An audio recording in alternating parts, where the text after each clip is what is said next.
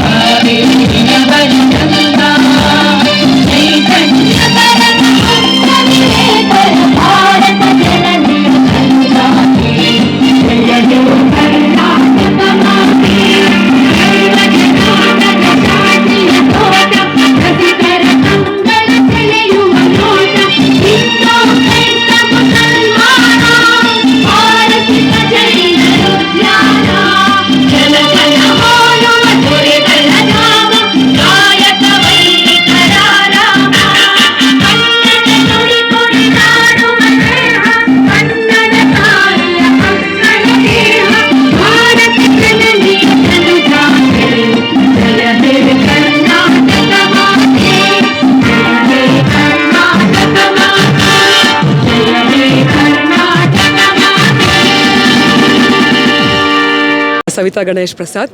ಈ 75ನೇ ವರ್ಷದ ಆಜಾದಿ ಕಾ ಅಮೃತ್ ಮಹೋತ್ಸವದಲ್ಲಿ ಮಾಣಿಕ್ ಶಾ ಪರೇಡ್ ಗ್ರೌಂಡ್ಸಲ್ಲಿ ಇವತ್ತು ನಮ್ಮ ತಂಡದೊಂದಿಗೆ ಕಾರ್ಯಕ್ರಮವನ್ನು ಮಾಡ್ತಾ ಇರೋದು ತುಂಬ ಖುಷಿ ಆಗ್ತಾ ಇದೆ. ರೈತಗೀತೆ, ನಾಡಗೀತೆ ಜೊತೆಯಲ್ಲಿ ನ್ಯಾಷನಲ್ ಅಂತಮ್ ಹಾಡ್ತಾ ಇರೋದು ಬಹಳ ಖುಷಿ ಆಗ್ತಾ ಇದೆ. ಜಿಲ್ಲಾಡಳಿತಕ್ಕೆ ನಾನು ಬಹಳ ಆಭಾರಿಯಾಗಿದ್ದೀನಿ ಈ ಒಂದು ಅವಕಾಶ ನೀಡಿದ್ದಕ್ಕೆ. ಇವತ್ತು ನಮ್ಮ ತಂಡದಲ್ಲಿ ಹೆಸರಾಂತ ಕಲಾವಿದರು ನನ್ನೊಟ್ಟಿಗೆ ಹಾಡ್ತಾ ಇದ್ದಾರೆ. ಗಾಯಕರಿಯಲ್ಲಿ ಶ್ರೀಮತಿ ಜಯಂತಿ ಶ್ರೀನಿವಾಸ್ ಅವರಿದ್ದಾರೆ, ಹಾಗೆ ಪ್ರಭಾ ಇನಾಮ್ದಾರ್ ಅವರಿದ್ದಾರೆ, ಜೊತೆಯಲ್ಲಿ ಉಮಾ ಮುರಳೀಧರ್ ಅವರಿದ್ದಾರೆ, ಹಾಗೆ ಶ್ರುತಿ ಅವರಿದ್ದಾರೆ. ಈ ಒಂದು ಅವಕಾಶಕ್ಕಾಗಿ ಮತ್ತೊಮ್ಮೆ ಜಿಲ್ಲಾಡಳಿತಕ್ಕೆ ಧನ್ಯವಾದಗಳನ್ನು ಸಲ್ಲಿಸ್ತೇನೆ.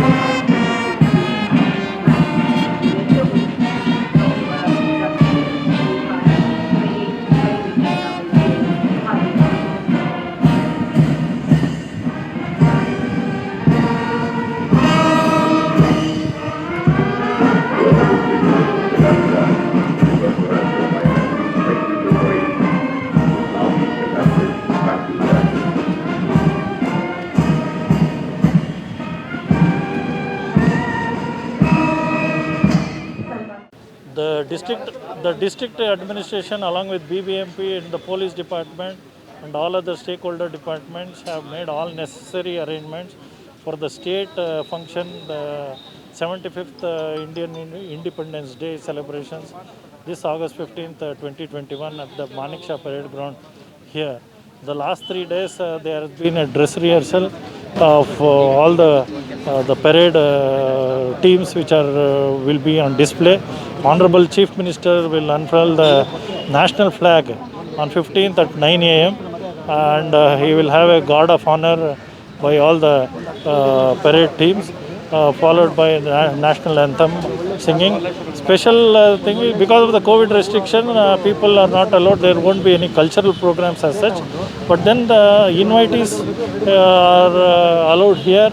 Along with, special among them will be the COVID warriors and also people who have effectively fought COVID and have been free from this COVID disease. So they are also invited here. So all necessary arrangements from the district administration has been done.